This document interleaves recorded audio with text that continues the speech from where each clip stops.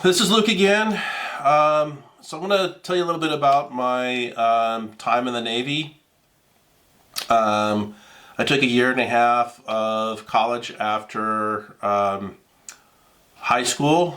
Wasn't making much progress. I was more hanging out with friends, playing video games, not focusing on school as I should. And I got a call for a recruiter to see if I wanted to join the Navy. And I had relatives who were in the Navy. I really looked up to them. And I saw it as a way to kind of focus my life and my career. I saw it as a way to also be able to pay for college later on. And I joined the Navy in the fall of '91, and I was off to boot camp in March '92, and boot camp for me was in Orlando, Florida.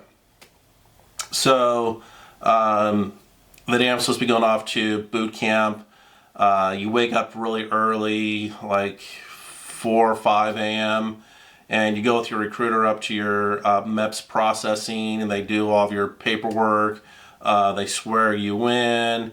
They take some initial information, that kind of stuff. And then you're flown off to boot camp. For me, that's all the way across the country. So I left Portland, Oregon at like, I think noon, something like that. And I didn't get to Orlando till 9 o'clock at night, something like that. And they start processing us in boot camp.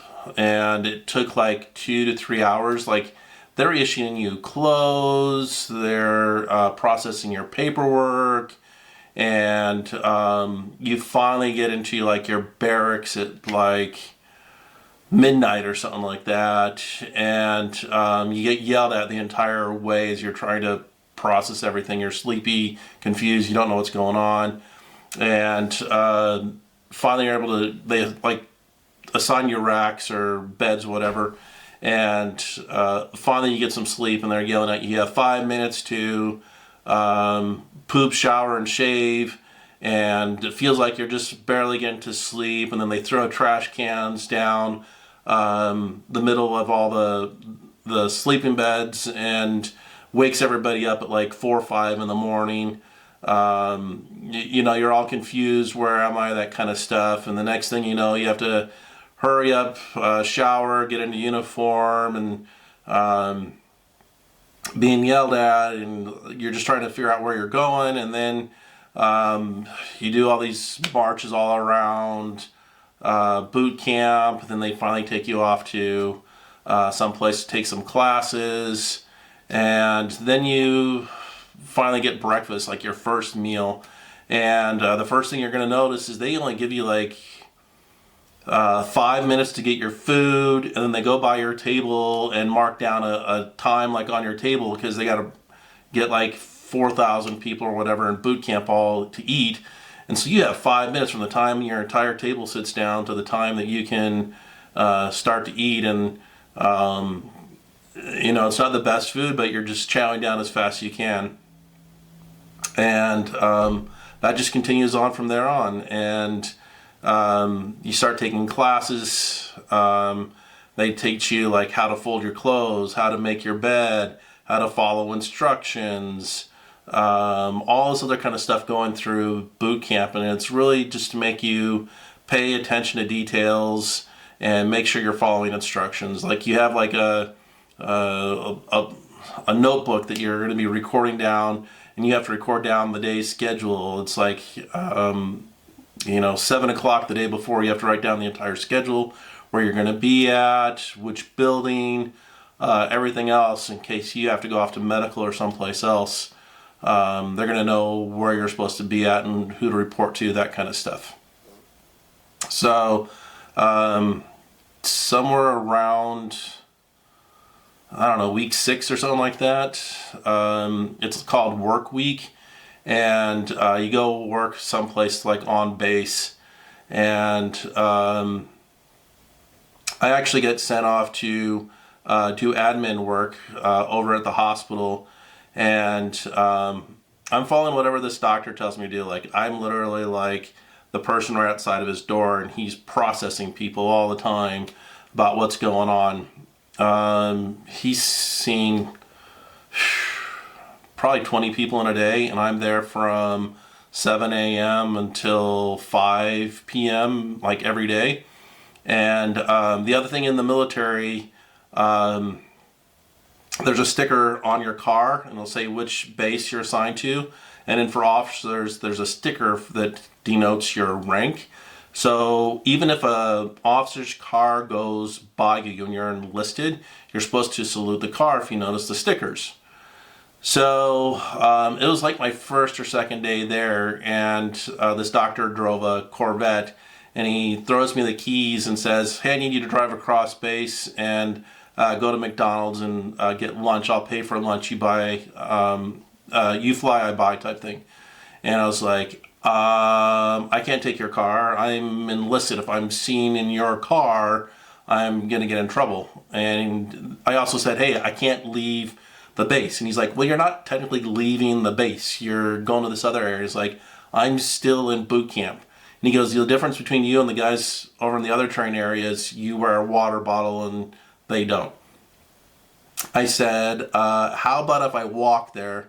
And he just kind of laughed, and he wrote me like this little note saying I can leave the base and go to McDonald's. So it was half-hour walk there and back.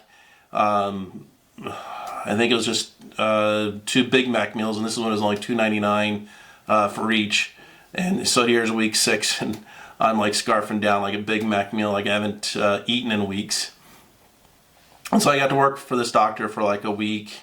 The other thing that's you'll get is if you're in the Navy, if you're in the nuke program, because you're qualified for submarines and aircraft carriers, they will remove your wisdom teeth. And everybody that does special forces or is qualified for a submarine, they remove your wisdom teeth because there's no dentist on board submarines, and there's limited medical care. So they want to make sure that this is something they can take care of, that they know will not be a problem in the future. So I think about week 3 or 4, they have all these people go off to dental and they remove all their wisdom teeth.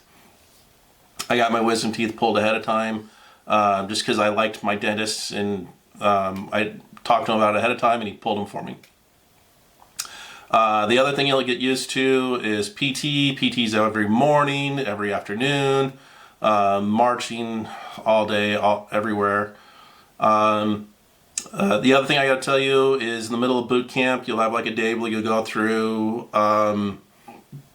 gas chamber.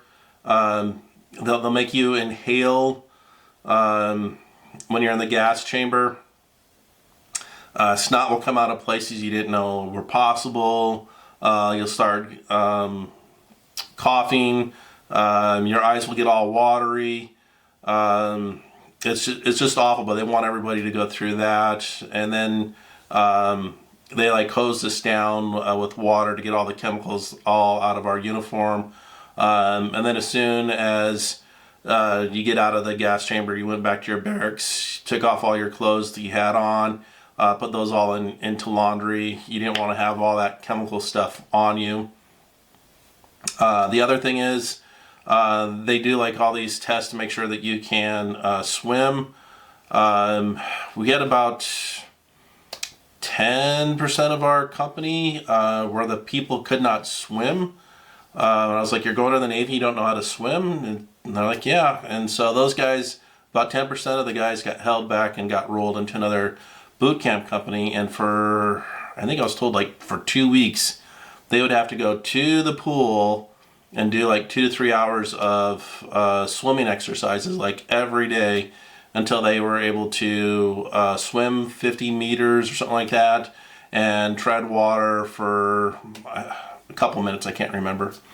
So we had the swimming, and then you get near the end, and it's like the boot camp companies back then had like Olympic Games, whereas like your boot camp company versus all the other boot camp companies, track events,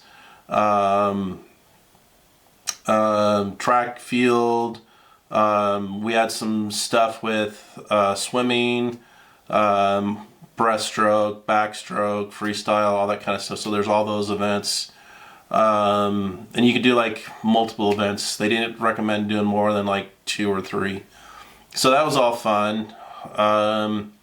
And then boot camp ends at that time in the Navy after 8 weeks. And I invited my grandparents from Illinois. And they actually drove down all the way from Illinois down to Orlando. And I graduated, it must have been end of May, beginning of June of 1992. And I was really grateful. My parents, siblings were all back in Oregon. They were all have work, school, all that kind of stuff. So I was really grateful for my Grandma and Grandpa Olson for being there for me. The weekend before graduation also was a time in Orlando where you could pick what kind of activity you wanted to do. So we went to a water park, and other boot camp companies went to Disney World, some went to Universal Studios, some went to SeaWorld. That was the other thing there in Orlando. So there's a couple of things you could do with your boot camp company, but you really stood out. You're all in your white uniforms. So, you know, you couldn't exactly pick up another girl. You're like, oh, what are you going after today? You're like, I'm going back to the boot camp company, and I still have a week to go. So we just had a lot of fun there in Orlando. Boot camp, like I said, was like 8 weeks. We also did range with 9mm pistols, and I think I scored a perfect score on that, so that was all great as well. Learned a lot. Just trying to give you some like knowledge about boot camp, what to expect. Things may have changed in the last 30 years. I think the Navy now, all boot camps are just in Great Lakes. Orlando boot camp closed, and so did San Diego. So the only one left open is there in the Great Lakes. If you like these videos, hit the like and subscribe. This is Luke, and I'll see you again soon.